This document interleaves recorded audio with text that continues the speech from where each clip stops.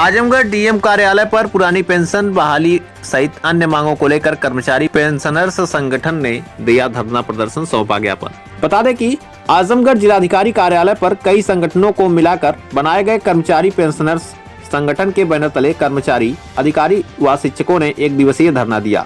Media से बातचीत में धरनारत कर्मचारियों ने बताया कि पुरानी पेंशन को सरकार समाप्त कर शिक्षकों व कर्मचारियों के साथ अन्याय कर रही है। यह हमारी जायज मांग है और जब तक हमारी मांगें पूरी नहीं होंगी तब तक आंदोलन जारी रहेगा। उन्होंने कहा कि शिक्षक कर्मचारियों के प्रदत्त सुविधाओं को सरकार एक एक करके कटौती करती जा रही है, जो कि दुर्भाग्यपूर्ण है। सांसद विधायक शपथ ग्रहण करने के साथ ही पुरानी पेंशन ले रहे हैं, लेकिन शिक्षक कर्मचारी 60 से 62 साल की सेवा देने के बाद भी पेंशन नहीं पा रहे हैं। हमें निश्चित लाभ आधारित बुढ़ापे में जीविकोपार्जन की पेंशन चाहिए। माननीय सर्वोच्च न्यायालय द्वारा पेंशन दिए जाने का निर्णय होने के बाद भी विधेयक द्वारा विरोध किया गया, जो कि गलत है। पेंशन हमारे वेतन का बचा हुआ अंत है। हम किसी से खैरात नहीं मांग रहे हैं। योगी आदित्यनाथ, राजनाथ सिंह एवं स्वर्गीय कल्याण सिंह द्वारा लिखे गए सहमति पत्रों को लागू किया जाए एवं जब तक हमारी मांगों को सरकार नहीं मान लेती तब तक यह धरना अनवरत जारी रहेगा। आइए सुनाते हैं मीडिया से बातचीत करते हुए प्रदर्शन कर रहे लोगों ने क्या कुछ कहा। आजमगढ़ से सबलू राजभर की रिपोर्ट। मैं प्रेम प्रकाश यादव, उत्तर प्रदेश लेखपाल संघ शाखा जनपद आजमगढ़ की उप शाखा तहसील बुरहानपुर का अध्यक्ष हूँ। प्रांतीय संगठन ने ये व्यवस्था बनाई है कि हमारे संवर्ग के लोग जो पुरानी पेंशन बहाल को लेकर के ये धरना प्रदर्शन चल रहा है, उसमें ज़्यादा से ज़्यादा संख्या में भागीदारी दें और सरकार को बताने का काम करें कि जो कर्मचारी संगठन से सरकार विद्रोह करती है उसको ज़िंदगी में आना नहीं होता है।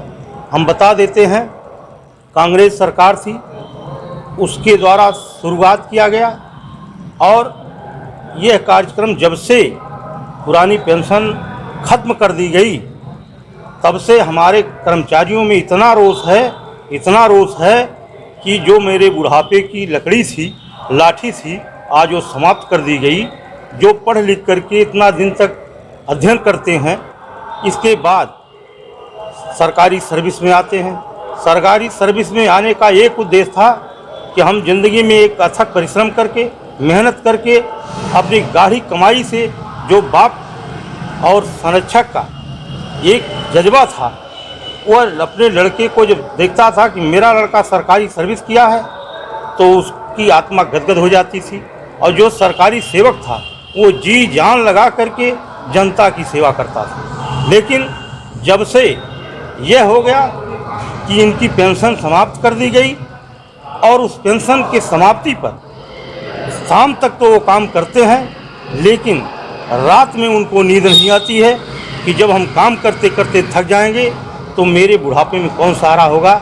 और मैं ये बता देना चाहता हूँ कि उत्तर प्रदेश नहीं, पूरे भारतवर्ष में संविधान कुचला गया है, क्योंकि लोकतंत्र में यह हत्या की गई है। हमारे लोकतंत्र के जो भी नागरिक हैं, सांसद हैं, विधायक हैं, एमपी हैं, एमएलए हैं, इनकी पेंशन जय बार ये होते हैं तय बार पेंशन पा रहे हैं। और जब हम लोग सर्विस में आते हैं तो हमारी पेंशन काटी जा रही है।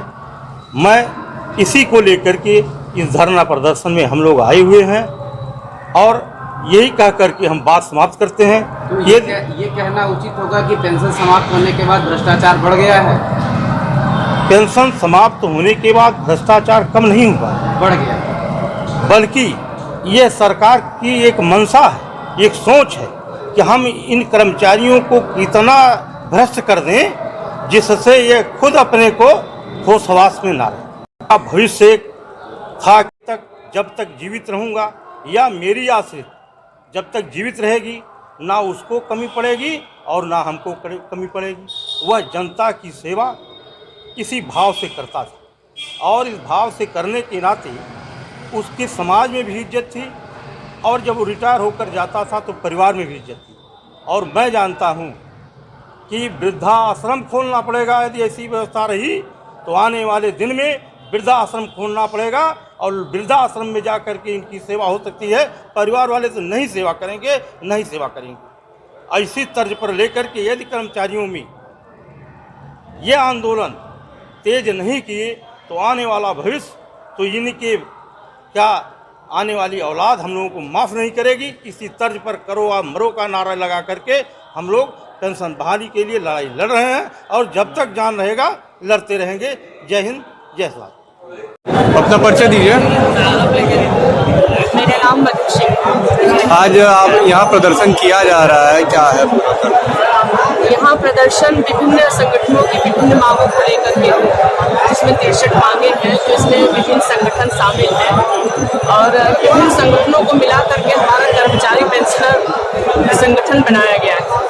ये हमारी मांग जो 3 चरण में रखा गया था। पहला चरण जो था वो बाइक रैली थी हमारी 5 अक्टूबर को और 28 अक्टूबर को ये दूसरा चरण है और 30 नवंबर को हमारा इको गार्डन लखनऊ में जो है तीसरा चरण होगा। सरकार को अपनी मांगों के प्रति हम लोग जगाना चाहते हैं, सरकार को बताना चाहते हैं कि हमारी क्या क्या मांगे हैं। और सबसे बड़ी बात है, हम लोग आज यहाँ पे इकट्ठा हुए थे कि अपने भविष्य की समस्याओं को, अपनी भविष्य की जो हमारी ओपीएस हमारी मांग है, उसके लिए हम लोग एकजुटता का परिचय दिखाते हुए सरकार के सामने हम लोगों ने एकजुटता का परिचय दिया है कि सरकार हमारी एकजुटता को देख करके समझे और हमारी भावनाओं को समझे, हमारी मांगों को समझ सके कि हम लोग अपने मांगों के प्रति कितने संघर्षशील हैं। सरकार को हम लोग आगामी चुनाव में सरकार को आपका जवाब क्या होगा अगर आपकी मांगे पूरी नहीं हुई तो? आगामी चुनाव में सरकार अगर हमारी बातों को नहीं सुनेगी, नहीं समझेगी, तो हमारा जवाब यही होगा कि जो सरकार हमारी बातों को नहीं सुनेगी, नहीं समझेगी, वो सरकार हमें इस प्रदेश में नहीं चाहिए। हमें प्रदेश में इक्वलिटी चाहिए, समानता चाहिए और जो सरकार हमें समानता देगी, हमें हमारी मांगों को देगी, हमारा ओपीएस देगी, हम उसी सरकार